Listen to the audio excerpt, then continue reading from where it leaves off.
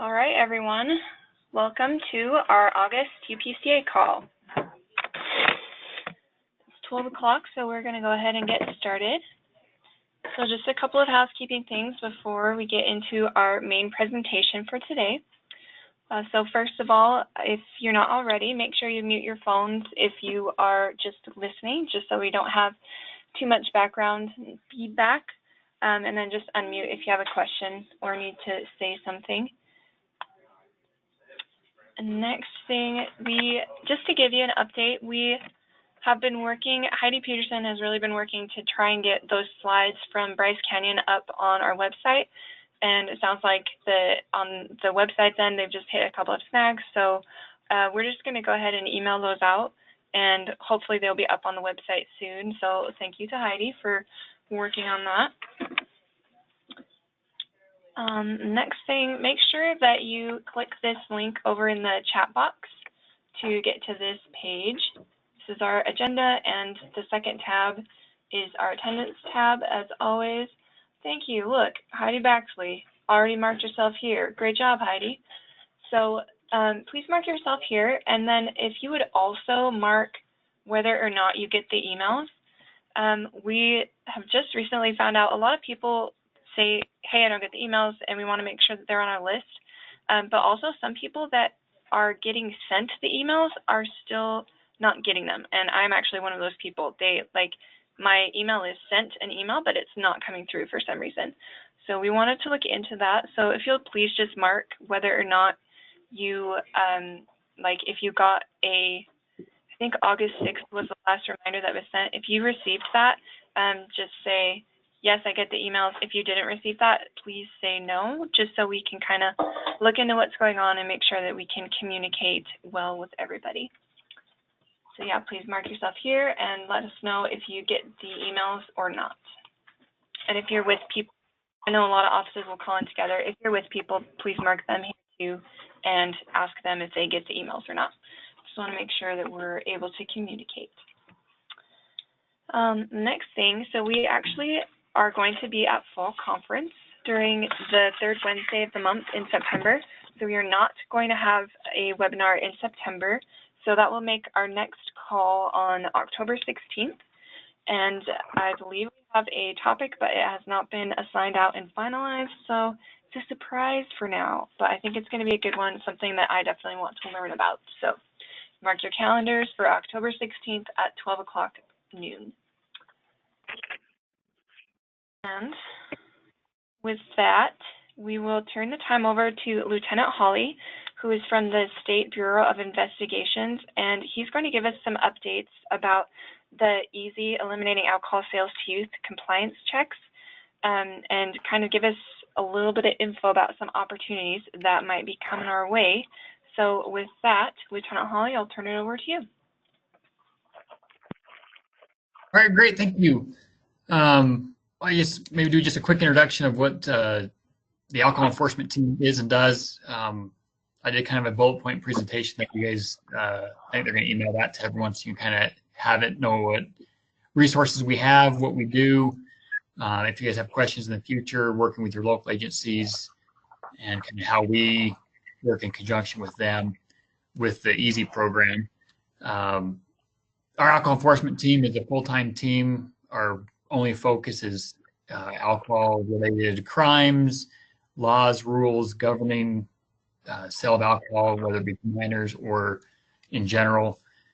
We are a statewide team. We travel the state and do a variety of different inspections. We do COVID inspections. We do a general license inspection at a bar or club where agents are going undercover, make sure they're following the rules, looking for over service to individuals. Your guys' interest is our underage buyer program. The Cubs will do those compliance checks all over the state. We also do outreach and training in the course of your guys' business. If you come across businesses that are upset that they had a sale or something, we are more than happy to provide some training and education to the servers at any of these businesses or the off-premise, now retail places that are licensed. And then we do a variety of criminal investigations, any criminal activity that's affecting a business or licensee negatively. If there's gangs hanging out there, narcotics, we'll go in and help try and clean that up. Or we're also focused on the business. If the business is the one, creating the problem, allowing narcotics or selling, then we go in and we'll target the business specifically. The bulk of what I want to talk about was the new change in the law last year between on and off premise being licensed. I guess the definition of off premise is first, it's anything that you would drink off the premise. So your local Maverick gas station, grocery store, any business in which you purchase the alcohol with the intent of drinking it another location is considered off premise. Typically off premise businesses have been the local jurisdiction, any local city or county. Law enforcement has handled the easy checks at all of the off premise. On premise would be your bars, clubs, restaurants, where the intent is to drink on site. And that's where my team spends nearly all of our time is the on premise places. In the past, they were the only ones licensed through DABC, and hence where DABC funds most of our positions. That's where our focus is the license, those that are licensed through DABC. So what does the new law mean for you guys? Most of what local law enforcement does with easy checks is going to remain the exact same. They will continue to do off-premise checks, while the state will do mostly on-premise. They can each do the other, with one exception, or one thing we got to be careful of is in state law, it only allows for a business to be checked 4 times in a year. So if people you are working with are going to check a restaurant or something, all we ask is that they notify us. We can update our logs of what places have been checked by local jurisdiction, and we try and do the same if we're going to be working somewhere that we know they don't do easy checks.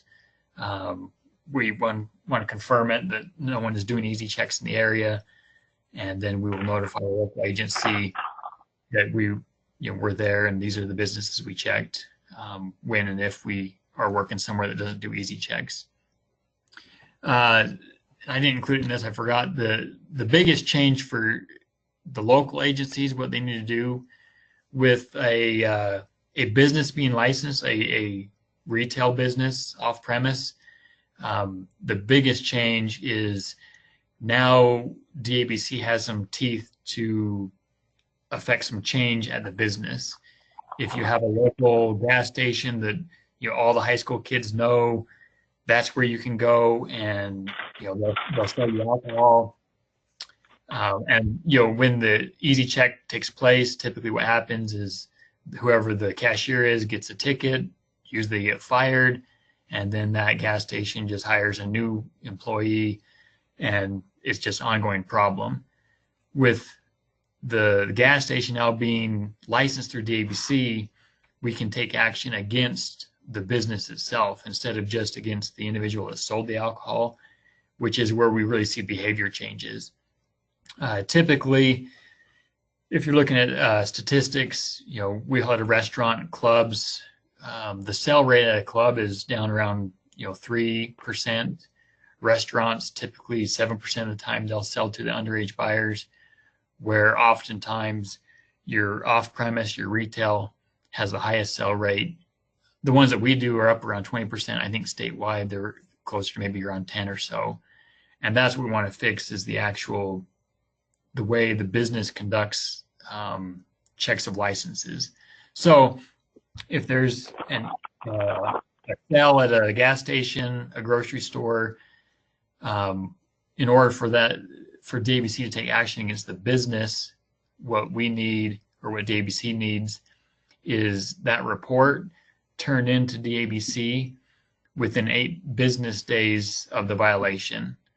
That doesn't include weekends. So if your local jurisdiction's out on a Friday night and they have a sale at a 7-Eleven or something, they'll have the whole following week, those 5 days, and then 3 days into the next week. So that report will be due to DABC on that following Wednesday, or not the following Wednesday, the Wednesday after, those 8 business days. All they need is the report, a copy of the citation, and then just a picture of the cub. And then what DABC will do is take action against the business. So if it's a 7-Eleven, they will find the owner of the business, the license holder. They can also find the employee, and or make them serve a suspension to where if it's a 7-Eleven or Maverick, whatever it may be, they can suspend their license. They can't sell alcohol for, maybe it's 5 days, which is typically hurtful for most of the businesses if that's money they're missing out on not being able to sell alcohol. That's for the first offense, and obviously if it's a continued problem, these places where all the high schoolers do know that's where to go, and they have additional sales, penalties get more severe up to the point that DABC can revoke a business's alcohol license. So if you have a problem place, the goal would be to allow them or pull their license to sell alcohol completely if they're unwilling to follow the rules. So that part's really the biggest change, and that's really the kind of the part we need help from you all getting word out is to, everyone does easy checks, but not everyone knows about the back end, that we need those reports to DABC so they can start taking action against the actual business instead of just the employee.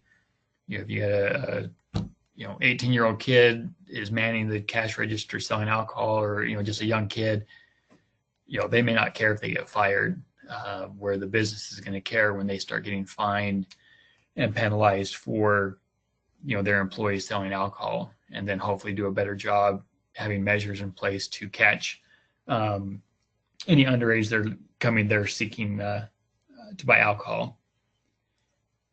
That's kind of the quick gist of things. I guess, do you guys have specific questions for me that you've been faced with or would like answered? Hello? This is Brian. Go ahead. Yes, Brian Alba, Utah County. I coordinate the Easy Checks out here. Currently, I report to Jill Sorensen when there is a cell on the gear system. How do we report to the ABC? Separate? You guys will still report to Jill for easy stats and payment, all of that good stuff. Really, it's going to be up to the law enforcement to get the information to DABC. And that's where, we're trying to get the word out to the local agencies that, hey, this is a thing now that they're licensed through DABC. For you guys, maybe just the encouragement to whoever you're working with on the law enforcement side, if they're unfamiliar with it, feel free to give them my information, and we will get them what they need to, address, phone number, fax, any of that stuff to get the report to the ABC. We just need the law enforcement agency to send their report and citation and the picture of the cubs that night to DABC in order for them to take action. Okay, thank you. So this is Melise from Utah County. Sorry, we have a lot of questions here for you. Fire away. So we already have several cities that actually do this as a part of their city ordinances. So I'm wondering, would this step be in addition to those city ordinances or in place of those city ordinances? It would be in addition to. In the past, that's kind of how the local agency would handle a problem business that would have repeat offenses, is through city ordinances. City licensing has the ability to take away, their own licensing through the city. Most of these businesses have to have dual licensing through the city and now through the state. So the city is still welcome to take their own action, especially if DABC is they sometimes they can be a little more picky about things. The 8-day rules are in fast rule. If it's the 9th day, they won't take any action. So the city, taking action is definitely still on the table, and they can still do that. Any DABC action would be in addition to than what the city does. Or potentially the city's not going to take action because that's revenue for them and DABC would be the one to take action. It could be neither, both, or one or the other that takes action against a business. Okay, so we would just need to coordinate with law enforcement on how they're going to, so for sure reporting to DABC, but then also, do they also report to their city, you know, their city ordinance or whatever, whoever, city licensing, whoever does that. And then the city choosing whether they want to also additionally fine or not. Yes, correct. I'd get with whoever your local law enforcement guy contact is, and ask them, hey, do we report to the city? Because I've heard through the grapevine, some places don't report their results to the city licensing. It's just kind of a overtime thing for them. They go out and do their checks, the reminders to the business that they're out there doing it, and there's never anything on the back end. But yeah, the option's there for both city and DABC to take action if the information gets to where it needs to go. Thank you very much. This is Rob. I have a question. I have a couple of questions, but I'll ask this one first. For areas of the state that law enforcement may either not have the resources to be doing Easy Check or may not know how to tap into the resources provided through the Highway Safety Office and Jill's office through using the GEARS system. So there's local law enforcement that just don't. So there's areas of the state that don't do compliance checks, and we of course want to increase the compliance checks that are being done. Can local community coalition leaders and local area coordinators, can they contact your office directly and request compliance checks in their areas? Yes, absolutely. You're right. A good portion of the state, they don't do any compliance checks at all. The local agencies don't do it. We have entire counties that don't do compliance checks at businesses. It's on our radar, and we would like every business to be checked at least once or twice a year would be our goal. I don't have the resources to do that, but if there's specific places that, especially where you guys are out there in the communities, if you have a area, a city that you'd like us to check, we'll come in. I said, we don't even run it through the EASY program, so it doesn't take away from the money that Jill has set aside. We're standalone funded. We'd be happy to come anywhere that a local agency is not doing it and conduct. What we would do, we'd come in and do checks at both on and off premise locations. So yeah, absolutely. If you guys have somewhere you want us to hit, my email is on there. Send me an email, and we can put it on our list of places we would like to hit. So this is Colleen Osier. To kind of go along with this, in the rural areas or in all areas, are the local law enforcement agencies aware that they are supposed to be doing this? Good question. They aren't actually, we would like them to do it, because it helps curb underage drinking, but none of them are actually required to do it. It's kind of that on the side, some extra money for the officers. It also helps the community curb underage drinking, but it's not a requirement for any agency to be doing it, to my knowledge. So it'd be more kind of you guys helping encourage them. Hey, this is some easy money for your officers. It's a great program. We would like to see you do it. Here, we can help you sign up. We can help prod that along, but there's not much in the way of making, any agency do it. Okay, thank you. Lieutenant Hawley, we had one more question come through just on the chat. It says, follow-up question to the first question asked. Is there a specific protocol for law enforcement to submit that report to the DABC, or a specific contact at DABC, et cetera?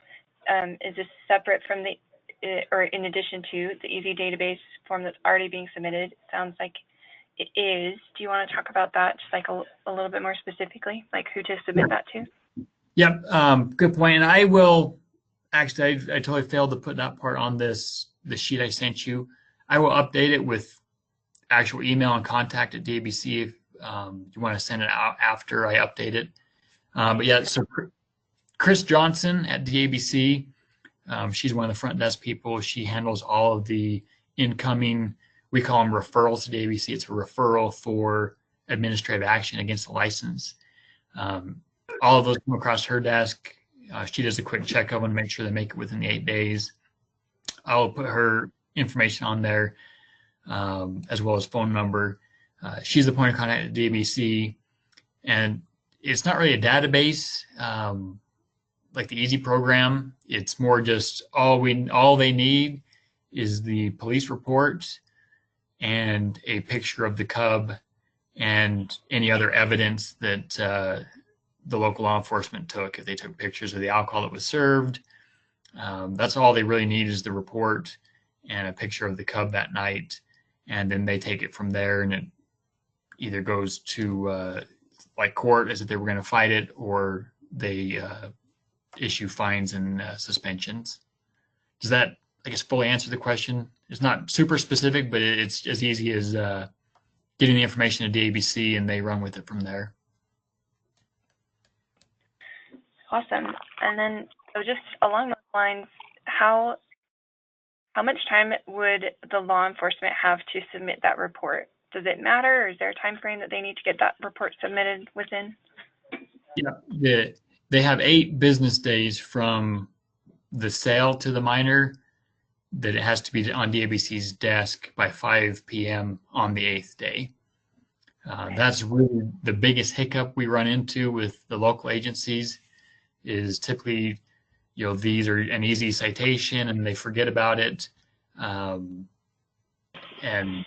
this is easy, they're hard and fast with the 8 days. On the 9th day, they won't take any action. So that's really the biggest stipulation is that 8-day deadline. It has to be to DABC. It can be email, fax. They can snail mail it to them as long as they're within the 8 days. They can take action on it. Okay, so that would be a good thing for us to really communicate to law enforcement is it needs to be really quick that they get those submitted. Not really quick, but within 8 days. Yeah, ideally, my agents, when we go out, they'll either start the report that night or the following, if we're out on a Thursday, Friday night, the following first of the week, that's the first order of business is to get that report done because everyone gets busy and you think you'll do it later and pretty soon later's on day 10 and you don't realize how quick time goes. So yeah, as soon as it's done, even if it's as simple as copy the citation with some notes on it and email that, a quick picture of the cub and information to DABC. Or looking at the question, it doesn't have to be law enforcement. As long as if you guys are already collecting the information, I may have to double check with DABC, but I'm pretty sure it doesn't matter if it's law enforcement or if it's routing through you guys already. If when you send information to Jill, you could just include Chris Johnson at DABC. That may be the easiest. I don't know how quickly you guys get reports in from law enforcement or not, if that'd be within 8 days, but I think that it could come from anyone. It doesn't have to be law enforcement only.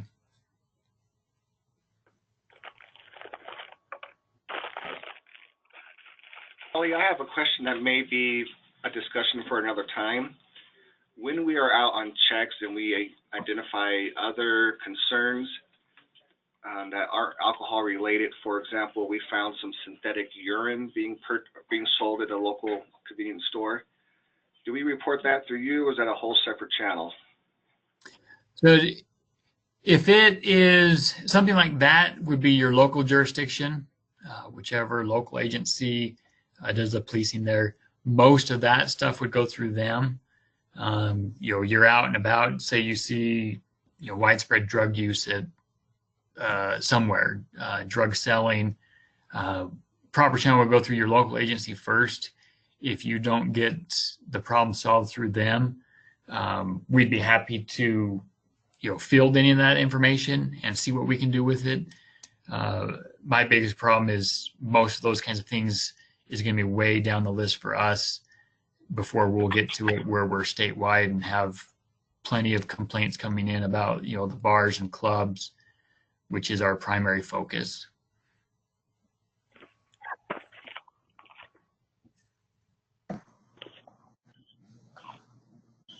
This is Rob with another question. This is about Cubs or covert underage buyers. So again, if there's opportunity throughout the state for local areas to call and hook up with you all and your officers, what do they do with Cubs? Do they need to provide their own Cubs? I guess that's the first part of the question. The second part of the question is, if there are areas that have 18 to 20-year-olds who are either interested in getting into law enforcement, this may be a good opportunity for them. How does a young person like that wants to be involved as a Cub, how do they get involved? Gotcha. So first part of your question is, you guys don't need to provide anything if we're the ones coming in. We have all of our own Cubs that we sign up. We use them often so they know what they're doing. I'd like to think we have it down to the science, but we would bring everything with us. All we really need from you is, hey, this local place never gets hit. We'd like it hit. We'll come in and take it from there. There's nothing else you guys need to do. We don't even need you to report to the EASY program, or we don't use the EASY program for our stats. We could just provide you with the stats, what we did, why we were there, and that's it. The second part would be, if you have people that want to be Cubs, you can give them my information. Depending where they live, we may or may not use them very often. Most of our work is then to Utah County. We'd be happy to use Cubs, especially anyone looking to get in law enforcement, and they're good, solid people. Always on the lookout for good Cubs. So yeah, you can send them my information, or if you do have local agencies, encourage them. Encourage your local agency. Hey, this is EASY program. It's not that hard to set up. We've got people interested to work for you. All you really got to do is provide the bodies, law enforcement bodies, to do it. So either of those routes, whether you're local people to get them signed up as Cubs, or we'd be happy to sign up as a Cub and start using them in our day-to-day activities.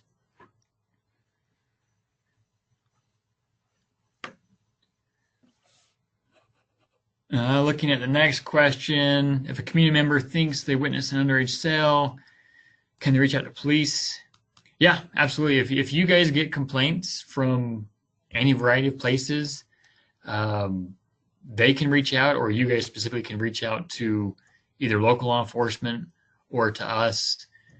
A good portion of what we do is complaint-based only. Rather than just random checks, we're very focused on a kind of a targeted approach, places we get complaints about, rather than throwing darts at a board and hoping there's violations taking place there and things that need to be fixed. We'd much rather operate off of complaints that are a little more targeted, that we know there's violations taking place, and let's go check it. So we can handle any of those complaints, or your local agency. And I'd encourage people, if they see those kinds of things, to report it through local agencies, or DPS has a website that they can do anonymous tips, any variety of different things to get information there. When I update this sheet, I will include the DPS website link for any kind of tips or contact information.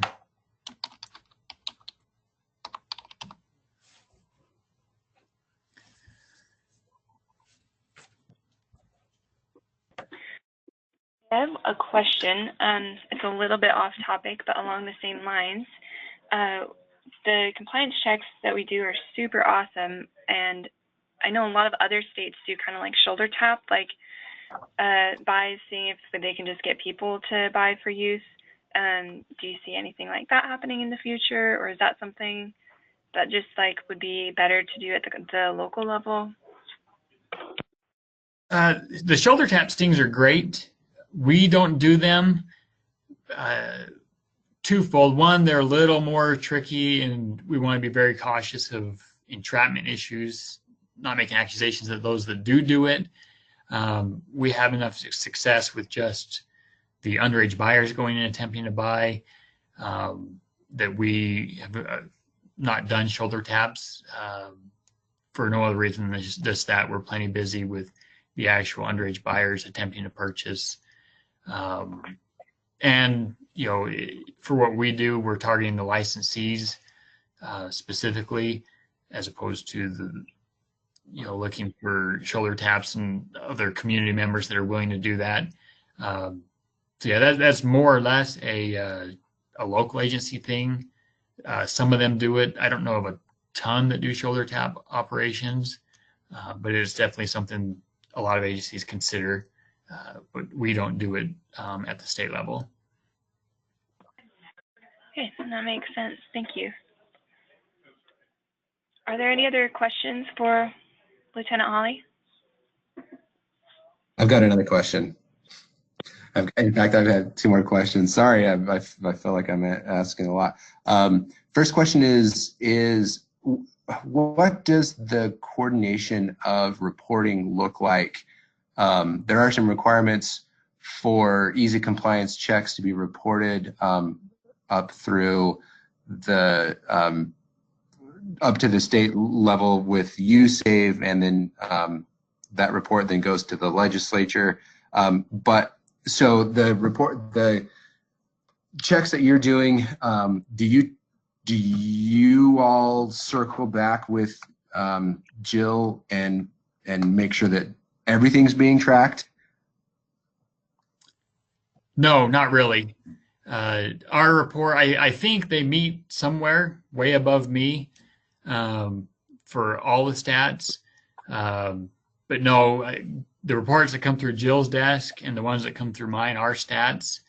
You know, I don't really, I mean, Jill shares information with me when I ask questions of, hey, are there counties that aren't doing easy checks, so we know which ones, you know, if we're going to be down there, we can hit.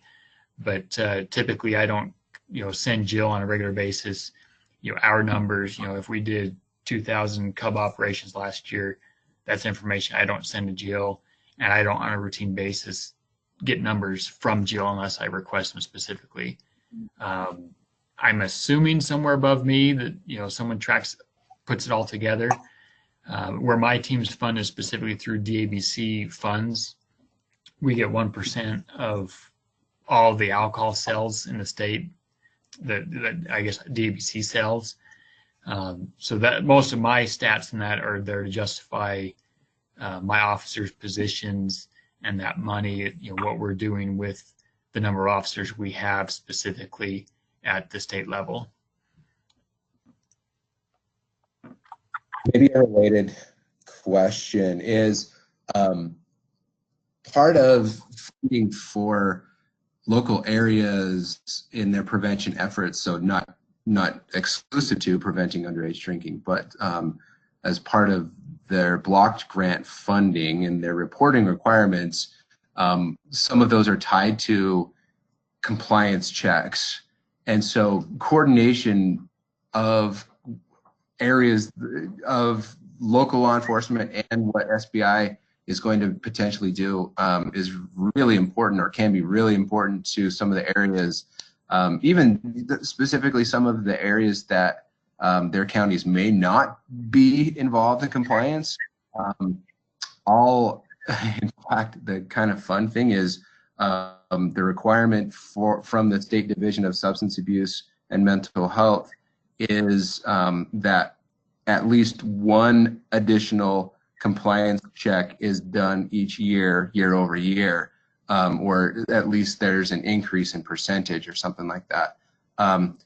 So maybe not just a question, but a comment is the coordination is going to be, I think, really, really important. And, you know, so for coordinators that are listening, hopefully this is good news, because you will have an opportunity to even request compliance checks from FBI in your areas, in areas that you're finding difficulty in local law enforcement doing compliance checks. So that will increase your compliance check and then make you then compliant to the requirements from DSAMA. So I don't know, I think that's really exciting and a really great opportunity for the state to be able to continue to increase our compliance overall. But then the question part of that, and maybe for some of the coordinators on the call, is what may be some of the ways that you can coordinate with your local law enforcement and SBI so that you have the data that you need to then report back up to the state. Does that make sense? So making sure that in your area, you're knowing what's going on with your easy compliance from your local law enforcement and from SBI, or one or the other. Well, that's a good, I'll go first and then anyone else can chime in. I think that's one of the big weaknesses, especially with the change where everyone's licensed, is lack of communication, lack of sharing, where my team stands alone and each local law enforcement agency kind of stands alone and we all do our own thing and don't really share our results.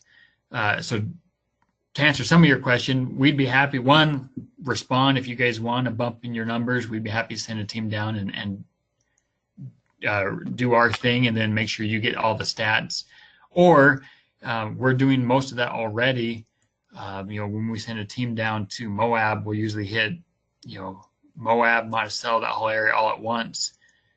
We may have already hit it once or twice this year. If you're looking for numbers, reach out to me and say, hey, can you provide me with any of your stats from this local area? And we'd be happy to send you our stats from that area so you can kind of better track totals instead of just what your local agencies are doing from my side.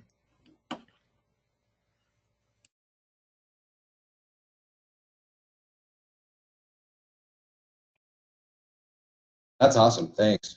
I think that's really cool. I'm excited about that. Hey, Rob, what is SBI?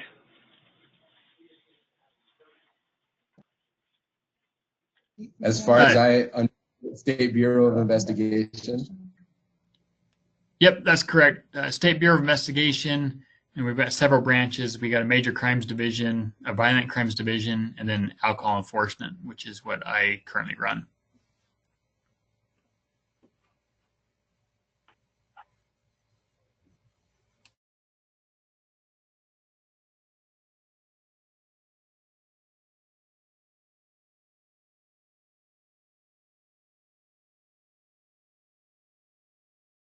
Any other questions?